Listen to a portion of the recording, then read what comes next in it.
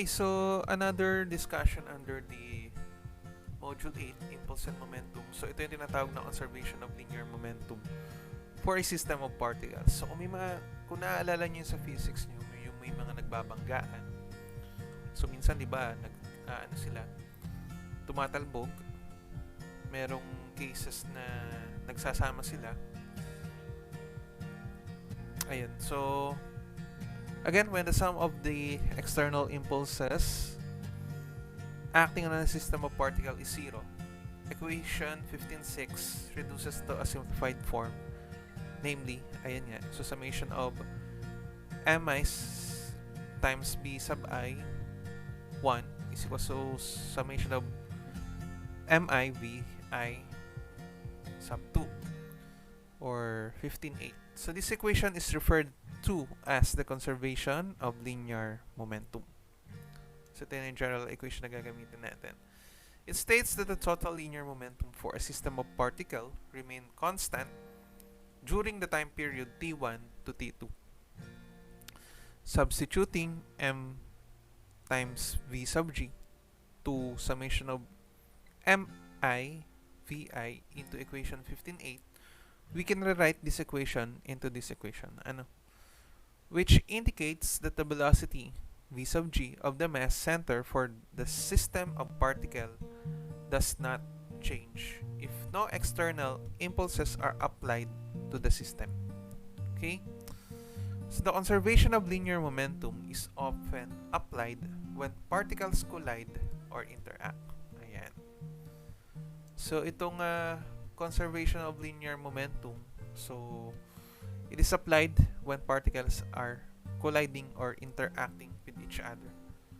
For application, a careful study of the free body diagram for the entire system of particle should be made in order to identify the forces which create either external or internal impulses, and thereby determine in what direction linear momentum is conserved. As stated earlier, the internal impulses for the system will always cancel out since they occur in equal but opposite collinear pairs. If the time period over which the motion is studied is very short, kapag maikli lang daw yung oras ng collision yan, some of the external impulses may also be neglected or considered approximately equal to zero. The forces causing these negligible impulses are called non-impulsive forces. So by comparison, forces which are very large and act for a short period of time produces a significant change in momentum and are called impulsive forces. Okay? So they, of course, cannot be neglected in the impulse momentum analysis. So those are the difference between the non-impulsive forces and impulsive forces. Again, if the forces are very large, and kapag nag-act siya at a very short period of time, that can be considered, or the change in momentum can be considered under impulsive force. Pero kapag yung kabaligtaran, so that will be considered as non-impulsive forces. Okay, so impulsive forces normally occur due to an explosion, ayan nga, or the striking of one body against another. Whereas non-impulsive forces may include, so ano yung pwede natin i-consider under non-impulsive forces? So this may include yung weight of a body, ayan, the force imparted by a slightly deformed spring, having a small or relatively small stiffness, or for that matter, any force that is very small compared to other larger impulsive forces. So when making this distinction between impulsive and non-impulsive forces, it is important to realize that this only applies during the time T1 to T2. So to illustrate, consider the striking effect of a tennis ball with a racket as shown in the photo. So wala yung photo. Pero imagine nyo na lang, yung tennis ball, ano? So kapag tinamaan mo siya ng raketa, ito yung nangyayari. So during the very short time of interaction, the force of the racket on the ball is impulsive since it changes the ball's momentum drastically. By comparison, the ball's weight will have a negligible effect on the change in momentum, and therefore it is non-impulsive. Consequently, it can be neglected from an impulse momentum analysis during this time.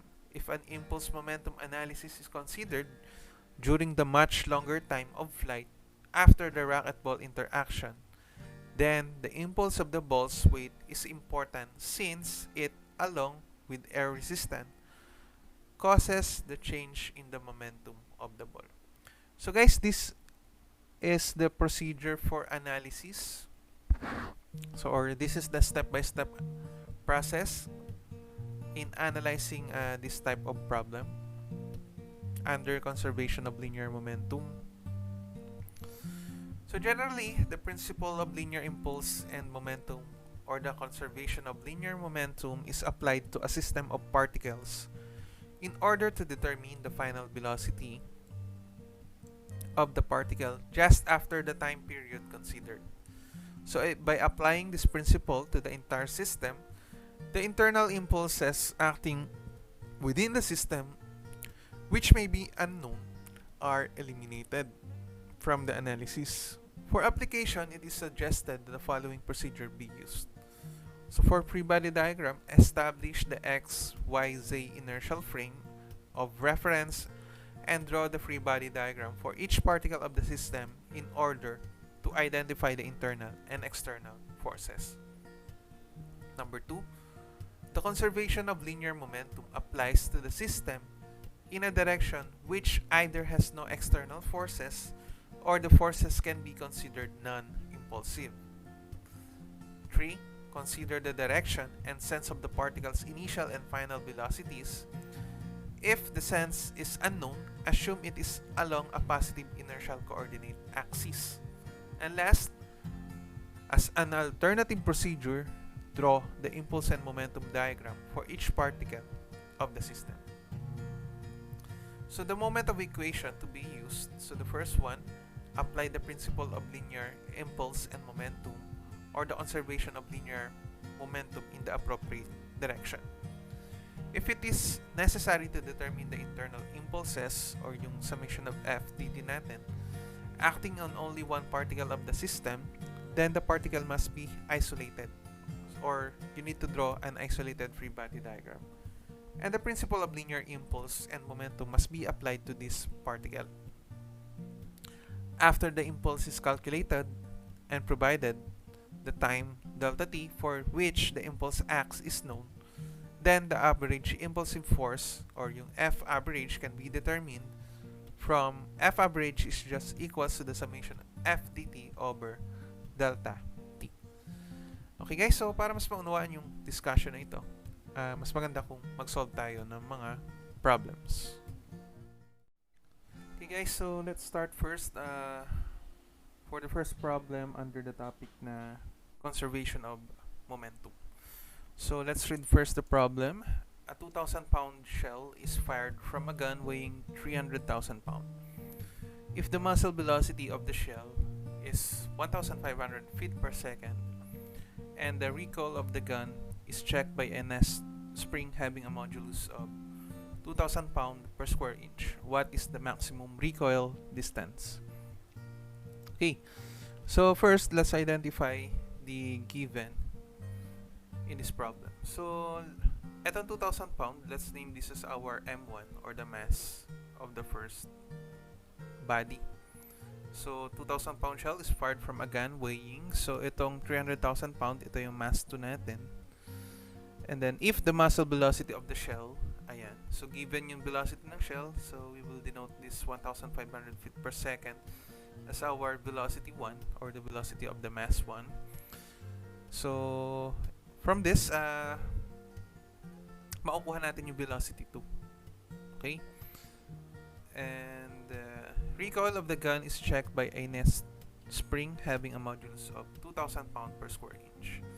What is the maximum recoil distance? Okay. So, nangyari dyan guys, ito pala. Denote natin to as K. So, if you're going to apply the law of conservation of momentum, so di ba M1, V1 is equals to M2, V2. Okay, so substitute nyo lang. So, this is 2,000 pound multiplied by 1,500 feet per second, and yung M2 natin is 300,000 pound. And we have the velocity 2, which is the unknown. So nag-recoil kasi siya V2. So pindutin lang natin sa AlQ guys. So 2,000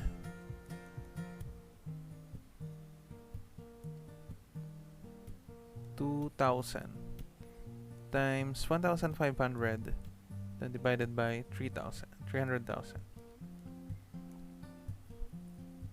So that is 10 feet per second. So nangyari kasi guys, for example, meron nga tayo dito na ayan. So ito yung mass 1 mo, yung bala. Okay, so nang pagputok yan, syempre,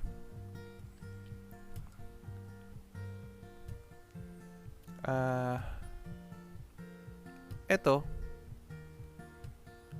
merong velocity yan. Ito yung V1 natin. So, ang sabi nga dyan, so that is 1,500 feet per second. So, itong mass nung bullet o nung projectile natin or yung shell is given as 2,000 pound. And yung gun, this has a mass, nahuli pala yung figure. So, yan yung M2. Tapos, ang nangyari dyan, since nagkaroon siya ng recoil, so yung velocity nito, yung V sub 2, is 10 feet per second. Ngayon, yung pagkabalik yan, meron kasi ditong spring. So, ang hinahanap talaga dito is yung distance kung saan nagkaroon ng recoil. Kasi ito, nung pinutok niya yung balang yan, syempre, babalik to. Or mag-shorten kasi yung natin. So, mangyayari dyan, if this is your original length and nag-shorten siya ng ganitong distance, so yung spring mo, mako-compress ng ganyan. Okay, so yan technically yung pinapahanap sa problem. So, para makuha yun, so ito ngayon sa momentum natin, equate naman natin siya in terms of kinetic energy. Okay? So, ito yung kinetic energy 2. This is for the etong ating gun, and itong kinetic energy 3, this is for the spring. Okay? So again, ano nga yung equation natin for kinetic energy? Diba? 1/2 of mass times velocity sub 2 squared. Okay? And para do sa spring, so that is 1/2 K. So since S yung nilagay natin dito, so ilagay natin S. Pero do sa ibang variation ng formula, so siguro X distance yan. Anyway, okay lang naman yun since variable lang naman yung pinalitan natin. So, given naman yung spring constant niya, o yung modulus of the spring na 2,000 pound per square inch. So, 1/2. So, ano nga yung mass ng ating gun? So, that is 300,000 pound. So, di na natin siya kinonvert to slug, kasi maka-cancel din naman yun. And then, yung velocity niya, 10 squared is equals to 1/2 of the K, which is 2,000 pound.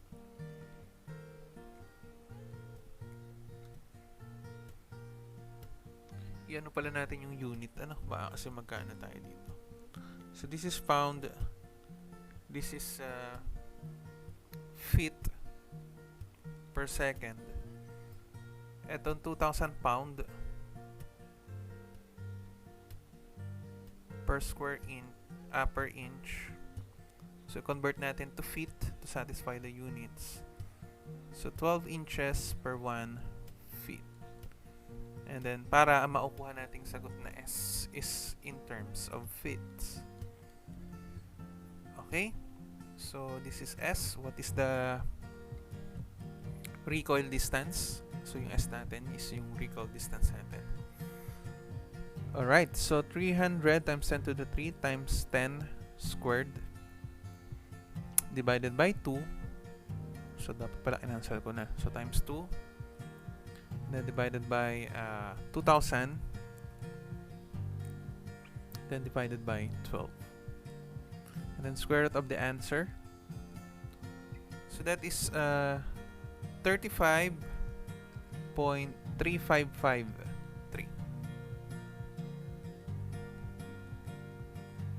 Okay, so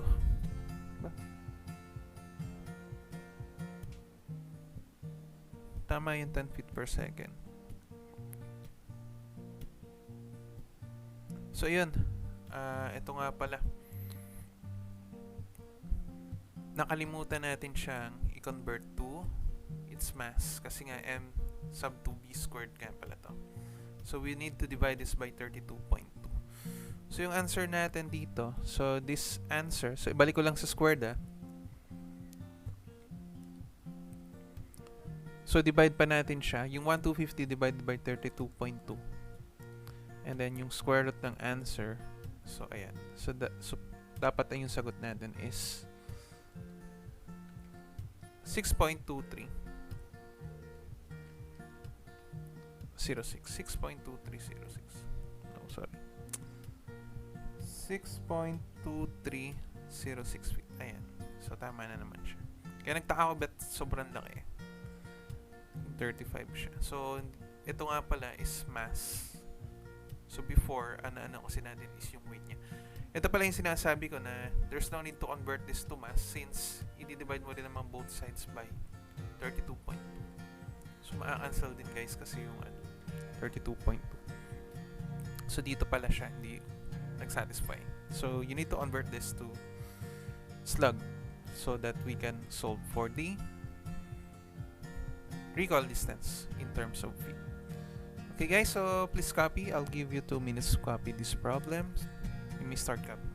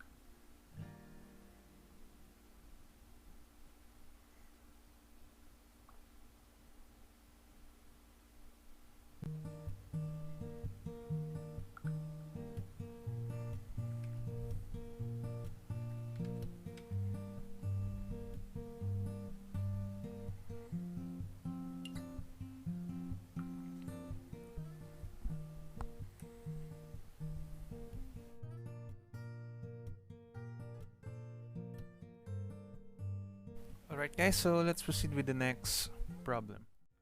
Okay, so let's proceed with problem number 6. So this is under CE Board November 2007. So let's read first the problem. So object A, which weighs 10 kg, moving to the right at a speed of 10 meter per second. So this object collided with object B, which weighs 5 kg and moving to the left at 5 meter per second. So illustrate muna natin siya. So ang mangyayari dyan, ito yung initial condition niya.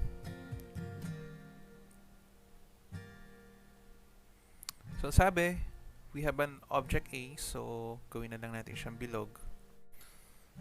So yung object A mo,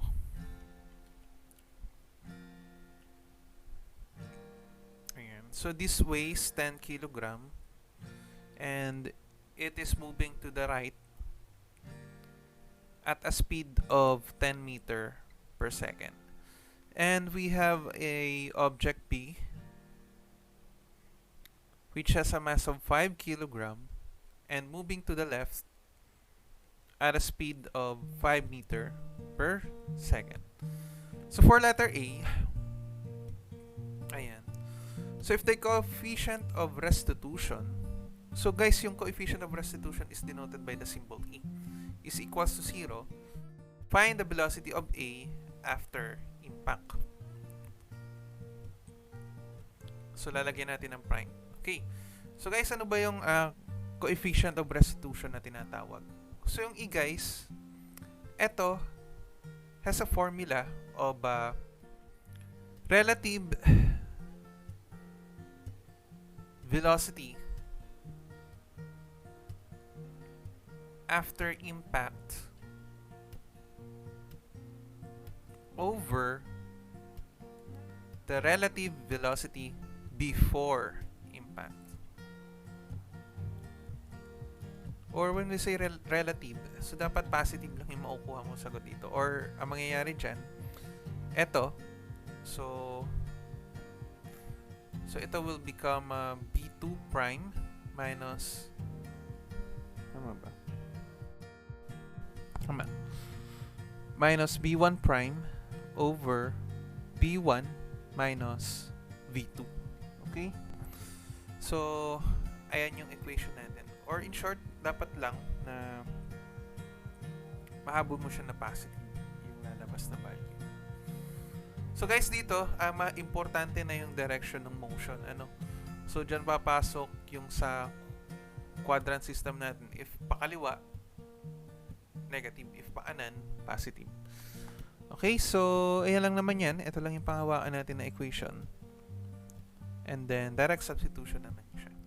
Okay, so for letter A, apply natin yung equation for the coefficient of restitution. So, we have here E. Again, sulat mo lang yan. Is equals to V2 prime. So, ito nga yung unknown natin. Or, para dito sa problem na to, gawin na lang natin BV prime minus VA prime all over VA minus VB. But since E is equals to 0 and kapag minultiply mo yung VA minus VB ng 0, so 0 pa rin yung maupuha nating sagot. Or in short, yung BB prime is just equals lang sa VA prime. So, if that is the case, pwede mo nang i-apply yung equation for law of conservation of momentum, from which yung equation natin is M1 B1 plus M2 B2 is equals to M1, nga ba M1 to? So, VA and MB at saka VB. So, ito magiging MA VA prime plus MB BB prime. Okay? So, substitute nyo lang dyan. So, ito, we have here the mass of 10. And then ito, so ito is 10 din since papunta sa kanan.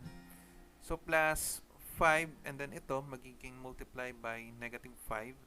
So, papunta sa kaliwa. Is equals to MA na 10. Ano nga bang hinahanap dito? So, find the velocity of A. So, i-retain lang natin siya as BA prime. Plus 5 multiply by, so substitute lang natin to as BA prime. Since ito nga yung nakuha nating relationship. So, yung BB prime, pinalitan lang natin ng VA prime. So, with that, may mahahanap tayong value ng VA prime. Or yung velocity ni A after impact. So, that is equals lang sa 10 times 10 minus 5 times 5 and then divided by 15. So that is 5, what unit is this? Meter per second. Check lang natin. Okay, so tama naman. Next, for letter B, so ganun lang po ulit. First, nagbigay siya ng coefficient of restitution, which is 0.8. Idiretso na lang natin, guys. So, equals, so i-copy lang natin to. Since may value na yan, So we need to consider now the velocity. So 10.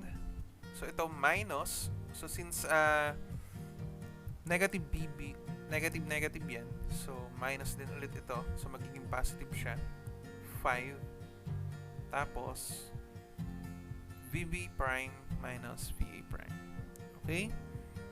Or our equation will be, so 0.8. Sige, gawin na lang natin na yung BB prime mo is equals lang sa 0.8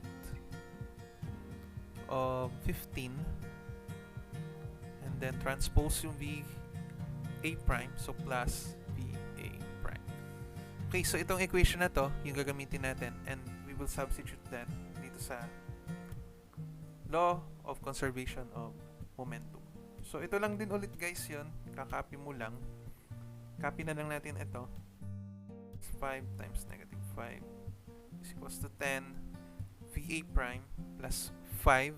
So yung VV, mas mapapalitan lang ng term na to, or yung equation na yan. So 0.8 times 15 plus VA prime. So what is VA prime?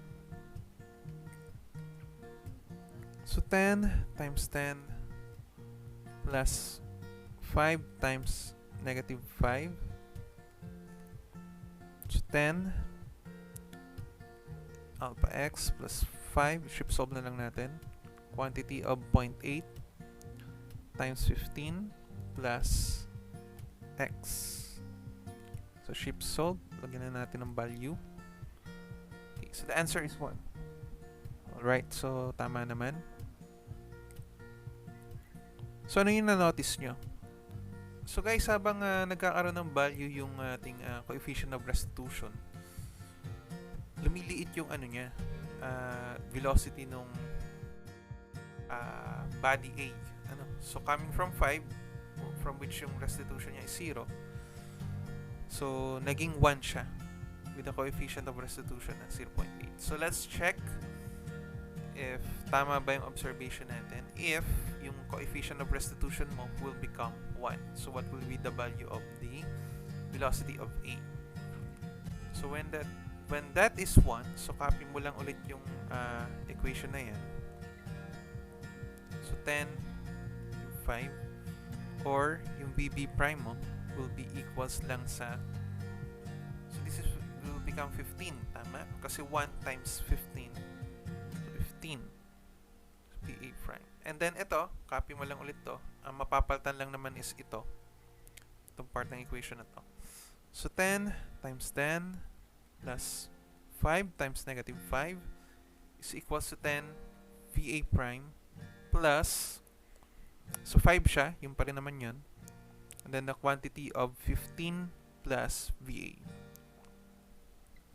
prime. So what is our VA prime? So I think edit lang natin tong equation na to. Alin ba napalitan dyan? So magiging 1 lang to. Tama? Then shift solve ulit natin. Lagyan natin ang value. 5. Okay. So naging 0 na yung ano niya. So when the coefficient of restitution is 0, so ayan, naging 0 yung kanyang velocity. Alright? So guys, please copy. I'll give you 3 minutes to copy the solution. So you may start copying.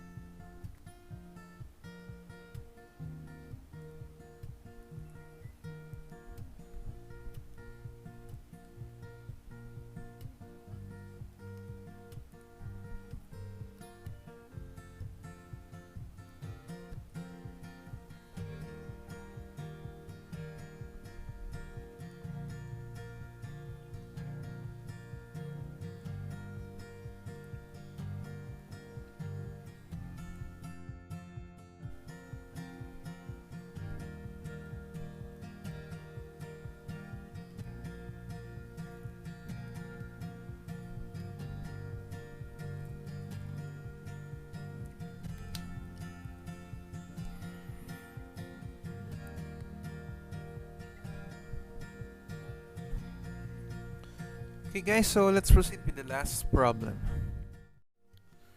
Okay guys, so for problem number 6, again, basahin natin. A bullet weighing 0.3 Newton and having 660 meter per second penetrates a 50 Newton body and emerges with a velocity of 180 meter per second. How far and how long does the body then move? Say the coefficient of friction of the surface is 0.4. So, kunin ko lang itong ating line. Ayan. So, i-drawing muna natin yung mangyayari doon sa problem. So, anong sabi dyan? Meron ka daw bullet and then upon impact, yung weight niya is, so pangalan natin na 0.3 Newton, which is traveling at a velocity of 660 meter per second. Okay? So dito, may tinamaan kasi siya na na body. So sabihin natin na medyo napataas pala to. So i-offset ko na lang ng konti ha. So tatamaan niya kasi itong object na to. Or yung body nga, which is yung weight niya. So weight ng body 2 is 50 Newton. Okay? And ngayon, since nung tumama siya, so nangyari kasi dyan, nag-emerge kasi ulit yung bullet. So, during the impact, yung body mo will travel at a certain distance. So, let's just say na andito na yung body natin. And then, may butas yan. So, nag-penetrate yung bullet mo. And lalabas siya dito. And yung exit velocity niya is naging yung B. So, syempre, yung pa rin naman yung mass niya or yung weight. So, 0.3 Newton. And yung velocity niya, so that will be B1 prime, will be equals to 180 meter per second. Okay, so how far and how long does the body then move? So ang coefficient of friction ng surface natin is equals to 0.4. So parang ganito rin yung pag-aaral sa mga ballistic, yung sa alam ko sa investigation sa police, ganyan din may yung application nito, makikita mo rin doon yung conservation of momentum. So, ayan, na-establish na natin yung mangyayari sa problem. So, what will be the first step? Okay, so, during the impact, or before the bullet reaches yung body natin, initially, yung velocity ng body na to, so pangalanan na lang natin siya as our M2. Ito na pala, meron na. So, yung velocity niya kasi dito, before impact, so 0, pa siya? 0 meter per second. And dun sa exit niya, so syempre, because of this impact, nagkaroon to ng velocity. Yung B2 prime natin, meron siya. Kaso hindi natin alam. And, yan yung ma-compute natin if we're going to apply the principle of the law of conservation of momentum. So, ano nga yung equation natin? So, that will be M1 V1 plus M2 V2 is equals to M3 V3 magiging M3. So, magiging M1 V1 prime plus M2 V2 prime. So, since it's both going in the right direction, so all values are positive. So, hindi naman sila nagsalubong di ba? At ayun pala, so pwede mo rin itong i-apply sa mga case ng banggaan. So, imagine yung police pala natin, maalam sila ng law of conservation of momentum. Okay, so naalala ko lang, yung naikwento ng isang friend ko na nagte-take before ng criminology. So, police na siya ngayon. So, parang may nakita akong ganito doon sa reviewer nila. So, nag-aaral din sila nito. Okay, so guys, since mass in terms of mass yan, so pareho na ang Newton. And both side, i-divide mo naman siya ng G. So, maa-cancel din naman yan, di ba? Or parang ganito ba? So, ilatag natin. So, 0.3. So, i-divide ko na lang ng G. Tapos, velocity 1 na 660 plus M2, which is 50, multiply by 0. Again, divide mo lang siya ng G. Is equals to, ayun nga, 0.3 over G times yung velocity niya, exit velocity na 180, plus M2 na 50 over G or 9.81 times yung velocity 2 prime. Ayan, yun yung hinahanap sa problem. So, maa-cancel lang din to. Ano?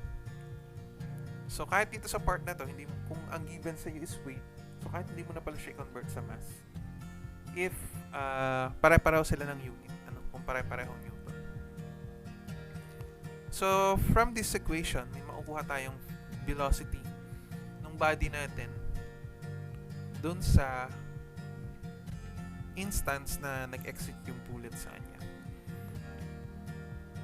So, that is 0.3 times 660.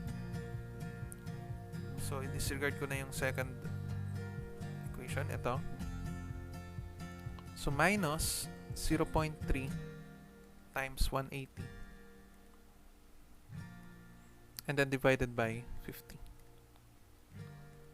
So, yung velocity niya, yung v sub 2 natin is 2.88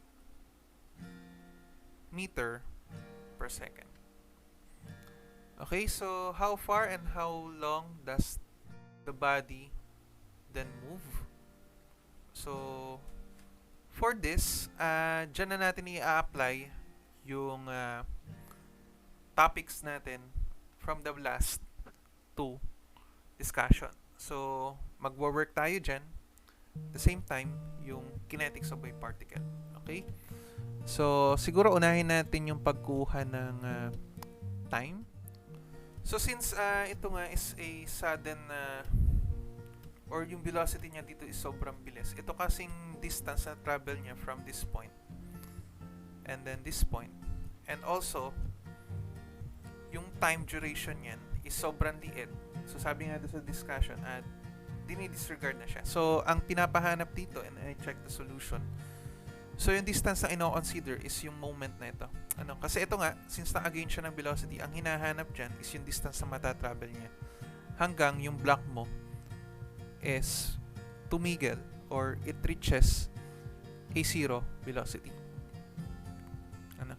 So, mangyayari nga, ito, gawa na lang natin dito siguro ng V3 kung saan yung velocity niya will become 0 meter per second.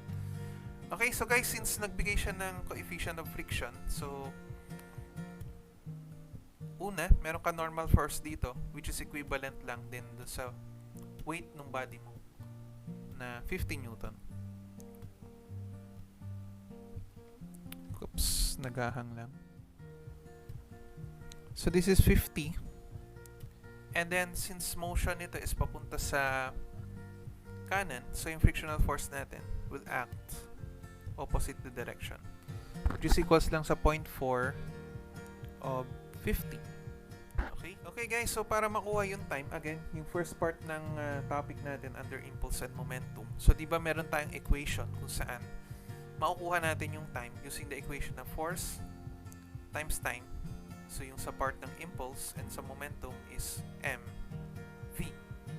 Okay? So, final velocity lang to minus initial velocity. So, force times time, alin yung force na nag-contribute sa positive and negative impulse? So, wala naman sa positive impulse, no? Ito lang frictional force, which is the negative. So, negative 0.4 times 50. And then, multiply yung time t. Ito nga yung pinapahanap. Is equals to the mass. So, we have 50 Newton. So, divide mo lang na 9.81.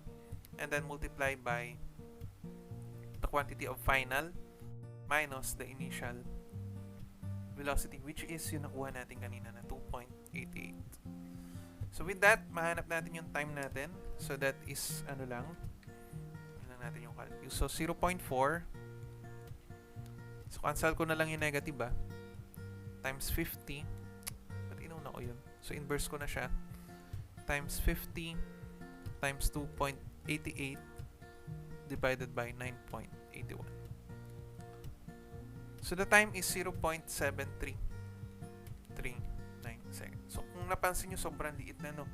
What more kung ganito yung velocity na i-consider natin? Itong unang condition na 660.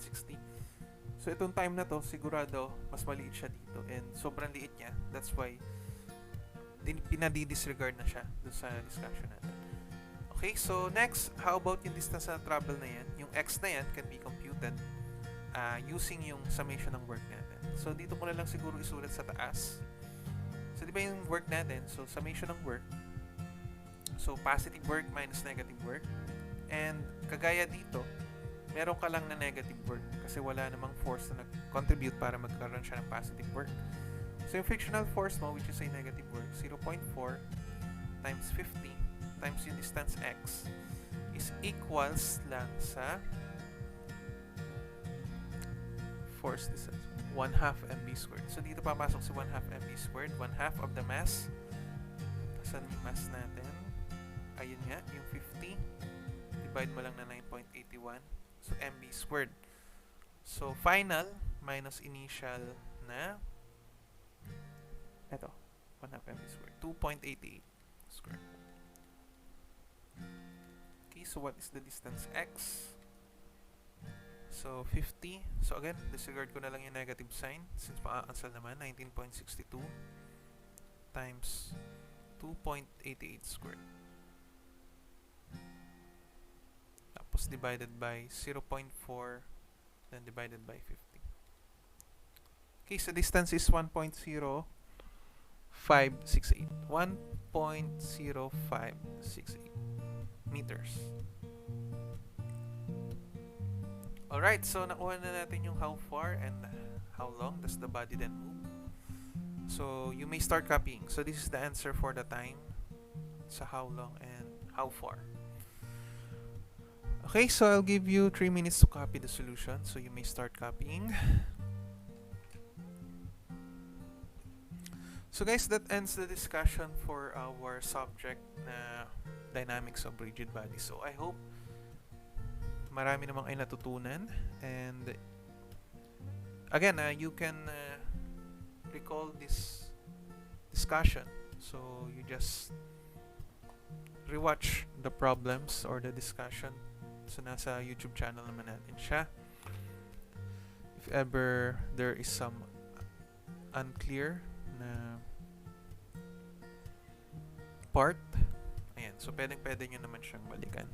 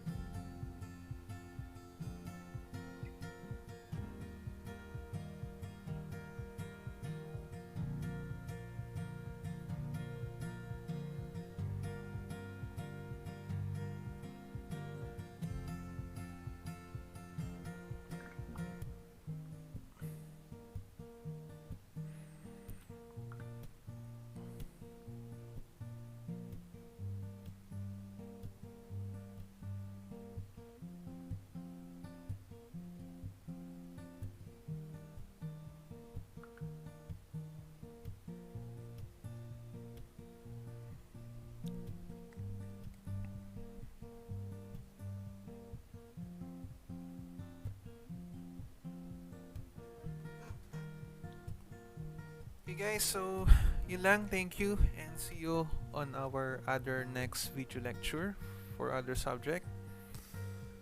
So yun lang, peace out.